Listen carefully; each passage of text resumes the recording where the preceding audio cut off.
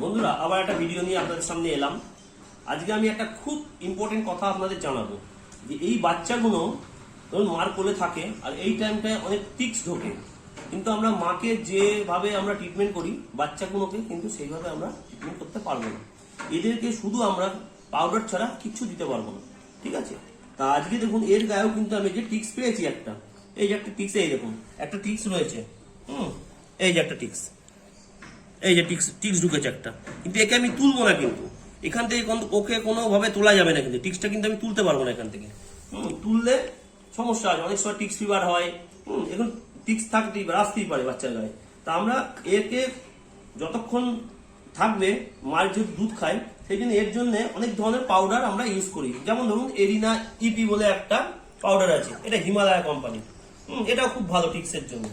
আবার ধরুন নটিক্স পাউডার, এরকমই অনেক কোম্পানি আছে, বিগ বস, বলবো পাউডার, এগুলো অনেক ধরনের পাউডার দেওয়া যায়। এবার যেখানে যেটা পাওয়া যায়, ধরুন এই এরিনা ইপিটা আপনি কিচ্ছু করতে হবে, এটাকে শুধু তুলে নিলেন, নিয়ে এরকম করে শুধু পাউডারগুলো অল্প করে করে ছড়িয়ে দেবেন। এই শুধু ছড়িয়ে দিতে হবে আস্তে আস্তে আস্তে আস্তে, ঠিক আছে? এই যে শুধু গায়ে গায়ে দিয়ে দিলেন, এই পোকাটা অটোমেটিক ওখানে ও মরে পড়ে থাকবে। কিন্তু পোকাটা আস্তে আস্তে আস্তে আস্তে ওখানে মরে শুকিয়ে যাবে, ঠিক আছে?